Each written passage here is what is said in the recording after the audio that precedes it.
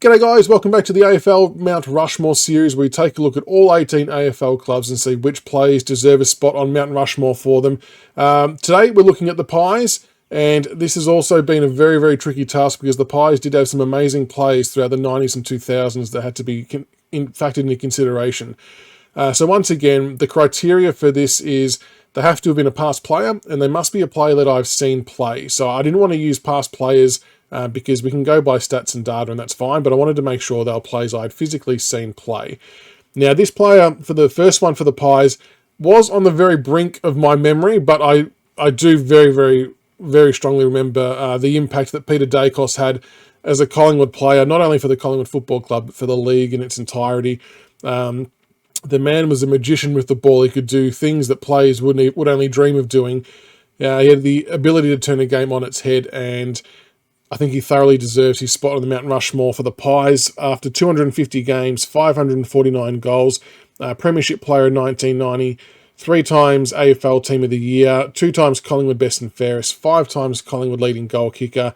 Goal of the Year is in the AFL Hall of Fame and the Collingwood Team of the Century. So I'm not sure there'll be too many arguments against Dakes being in there for the Mt Rushmore for the Pies.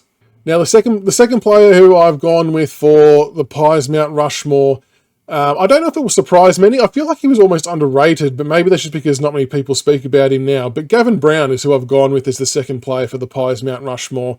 254 games, 195 goals, 3 Collingwood Best and Fairest, 2-time All-Australian, 2-time AFL PA Robert Rose Award, the 1990 Premiership Player. He was a captain, obviously, from 94 to 98. He's in the AFL Hall of Fame, the Collingwood Hall of Fame, the Collingwood Team of the Century. And to top it all off, he played a couple of the E.J. Whitten games and was the Victorian captain. But Gavin Brown, for me, was one of the players who helped really patrol their midfield for quite a long time. I know he finished up in 2000, but he just always seemed like he was Mr. Consistent, Mr. Reliable. And whenever I sort of think back to the Pies sort of strong era through the 90s, it was always about Gavin Brown driving that midfield. So I felt I had to put him in there. I felt obliged to put him in there. The third player to go up for the Pies Mt Rushmore is none other than Mr. Nathan Buckley. And I think there'll be not many arguments against Bucks being up in there. His accolades speak for themselves. For the Pies, he played 260 games for 263 goals. He's a Brownlow medalist in 2003, Norman Smith medalist 2002, 7 times All-Australian, if you don't mind, AFL Rising Star in 93, Herald Sun Player of the Year. He's an AFL Life member, AFL Hall of Fame, 6 times Copeland Trophy winner for the Pies, and the Collingwood captain, of course, from 99 to 2007. He's in the Pies Hall of Fame, a life member for the club as well, and he was pretty much one of the faces of the club, through most of the time that I remember watching Collingwood anyway. Such a massive part of their midfield. Obviously, the Premiership eluded him, but he was a massive cultural figure for the Collingwood Football Club and one of the more inspirational leaders in that era. And I think he thoroughly deserves his spot on the Mt Rushmore for the Pies.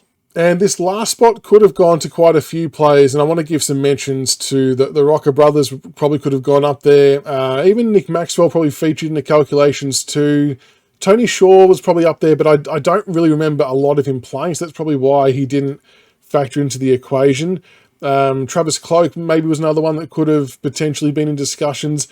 But after thinking about it, the modern day midfielder, Dane Swan, kind of changed the way midfielders play, I think, with just his aerobic capacity was just second to none.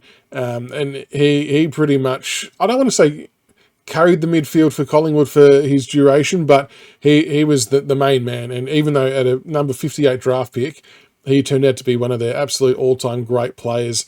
258 games, 211 goals, Premiership Player in 2010, Brownlow Medal in 2011, 5 times All-Australian, 2 times AFL Anzac Day Medal winner, Herald Sun Player of the Year, Lou Richards Medal, Copeland Trophy 3 times. He's a life member of the Pies. But I think what stood out to me for Swanee, it was more his ability to stand up in the big moments, in the big games. That is the sign of a true superstar and a great player. And I think he was just one of the iconic midfielders of the 2000s, and he, I think, in some ways revolutionised the way midfielders needed to operate. So Swanee gets the last spot for the Magpies Mt Rushmore.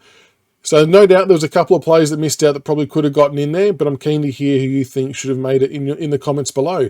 Make sure you like and subscribe. And up next we have Essendon.